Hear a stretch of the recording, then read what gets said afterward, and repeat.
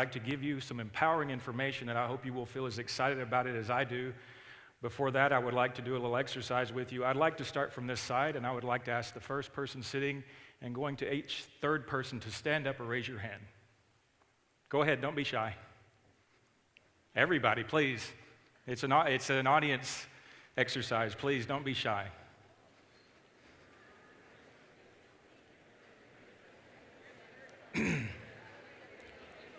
Okay, we're getting there. Those of you who are standing, you are at risk of having dementia if you live long enough in your life. Keep standing. I'm not finished. Please keep standing. Now the next person standing, to that person, stand up, please, or raise your hand.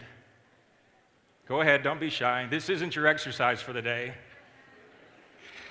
You either have diabetes or you're at risk of having diabetes at some point in your life. The next person, to that person, please stand. Keep standing, please, keep standing.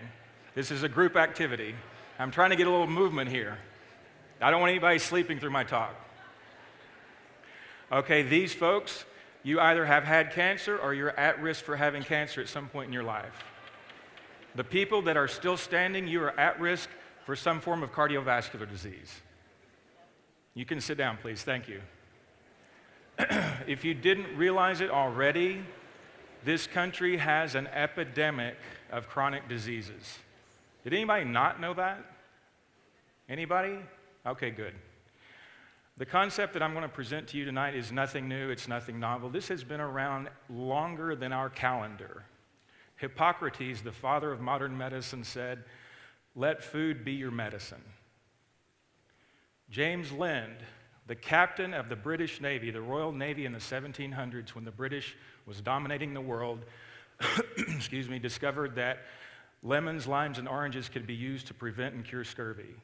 This was 200 years before vitamin C was even identified. Does anybody know that? Did anybody know that? A few people did? Good. So what I'm talking about tonight is using nutrition as a foundational approach to health. Using nutrition, the power of nutrition to be healthy. There are lots of concepts that go into the idea of being healthy. In my opinion, the first three, the most important three, are eating a predominantly whole food plant-based diet, exercising most every single day, if not every day, and supplementing with nutrients that are typically not found in the modern diet because we have had problems with our food supply over the last 100 years, and so it's important to supplement with some key nutrients, and that's what is the most exciting part of my talk that I will talk about tonight.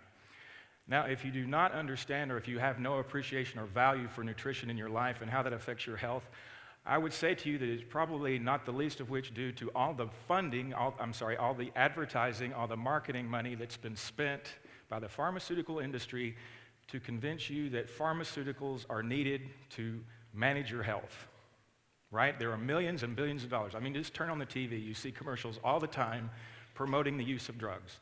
This is not our health. This is treating and mitigating chronic disease. At the same time, we are spending over $2 trillion every year on what we call our healthcare system. Would everybody do me a favor in this room tonight? Stop calling it a healthcare system. We treat and manage chronic diseases primarily in this country. This is not a healthcare system. Healthcare, what does that mean to you? What does that mean to any of us? It doesn't mean taking pharmaceuticals. It means caring for our health. Pharmaceuticals are used to treat and mitigate and manage chronic diseases. Look at this graph. We are spending all this money, and yet somehow we are not even close to the leading country when it comes to life expectancy. There are so many other indicators of quality of life. We're not even close to the top. Why are we spending all this money? How are we spending all this money on an unsustainable effort when we are not even close to the leading countries with some of these markers of quality of life? You are probably also thinking that you are predisposed or you are a victim of your genes. That is absolutely a fallacy. Genes are like a gun.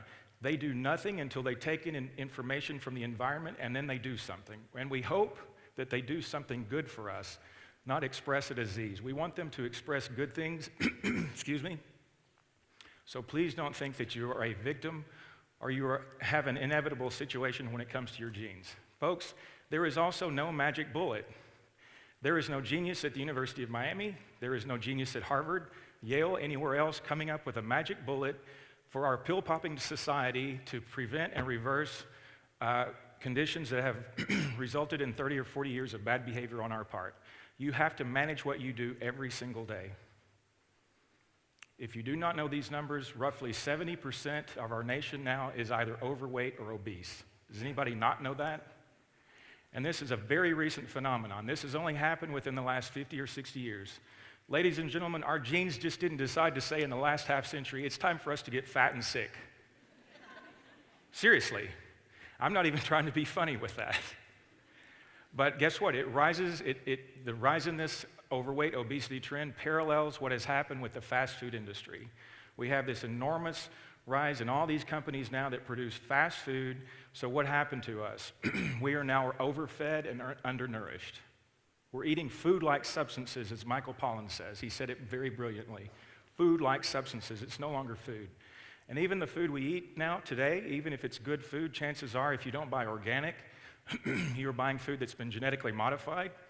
It's got all kinds of herbicides, pesticides, et cetera, added to it. So the quality of our food today is not what it was 100 years ago. All this leads to chronic inflammation.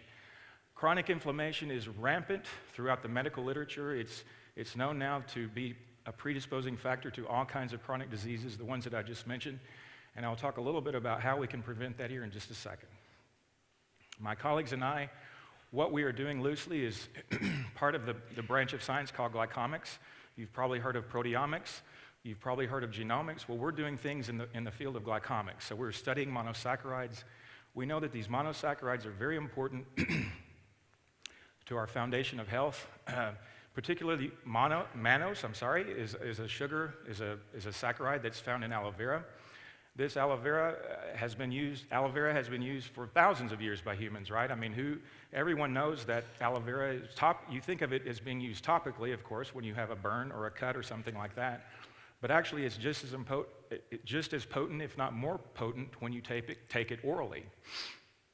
So what we know now through the study of glycomics is that many molecules of mannose are needed for the bioengineering of life, for all the cellular synthesis functions, everything that you need to produce good products. So when you think about analogy of a manufacturing process, an assembly line, you need certain nutrients, certain raw materials to go in, and that's exactly what we do when we give mannose in high doses or high amounts that normally you would not get in the average diet.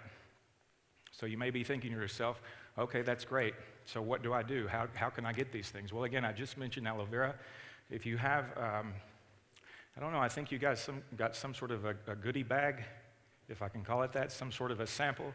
I think you were given something, and you have a product that I'll mention just briefly, very quickly, but I'll talk about that when I get to the results of this study that we just published earlier this year. So aloe vera, again, is very high in this particular nutrient. It's very crucial because of the way it works in all of our cells in every aspect of our lives. Hospice. Is there anyone in this room who does not know what hospice is? Hospice is the last step to the funeral home, right? If you get sent to hospice, you're on your way to death, right? Okay, good. I didn't hear any no's yet, so that's good. So a colleague of mine had a patient who had gone through all the standard conventional treatments. He had gone through surgery, radiation, and chemotherapy. He was given up for dead. He was sent to hospice. He had metastatic tumors throughout his body, particularly in the liver. If you look at this graph, you can see in July of 1999, after he had all the conventional treatments, he got started on the monosaccharides. A year later, you can see how much the tumor was reduced. Folks, this man is still alive today. How about that?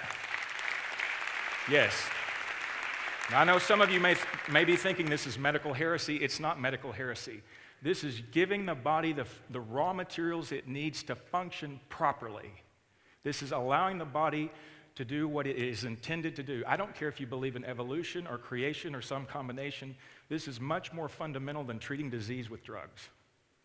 This man is still alive today. Hallelujah for him. The study we published earlier this year is going to blow you away too, I think, because if you haven't already been affected by somebody with Alzheimer's disease, you probably will. We are an aging population. There are going to be so many more people coming down with Alzheimer's disease. There is currently no treatment, no cure, no preventive strategy for Alzheimer's disease. We took a sample of people with moderate to severe Alzheimer's disease. We put them on these monosaccharides. After 9 to 12 months, they started having improvements in memory and cognitive functioning. Show me something else like that in the literature. The best the drugs can do are delay decline for a couple of months. We actually had people coming out of the ether. We actually had people coming back, remembering their sons and their daughters, remembering their significant other, remembering their spouse. I had caregivers calling me and saying, John, I can't believe it. My wife is back. She remembered my name. It gives me chills just even telling you guys. It's powerful stuff. What we also showed, I'm sure everybody knows there is a debate about embryonic stem cells. We have taken that debate out of the equation because what we showed is that these monosaccharides stimulate the proliferation of their own adult stem cells. There's no need for transplantation or for embryonic stem cell work. We've showed that these nutrients, again, give the raw materials the body needs to function properly. We are constantly assimilating cells, particularly the adult stem cells, and we want these guys to migrate out where there's damage and repair it. We also showed, if you remember back to the inflammation slide, that we reduced inflammatory factors as well. So not only did we improve cognitive functioning, we reduced inflammation, and we proliferated adult stem cells. Show me another study in the literature like it. There's nothing else out there for people with Alzheimer's disease. Finally, you have the power. It's up to you. You do not have to think, I'm going to be dead from chronic disease. You can do something about it. I've given you some tools. I've given you some information. All you have to do is decide right here that healthcare is what you do every single day. It's what you do day after day on a consistent basis. It's not going to a clinic or a hospital once a year and having your blood drawn and having your blood pressure checked. You can take ownership of it. I've given you some tools to do it. Thank you for your attention.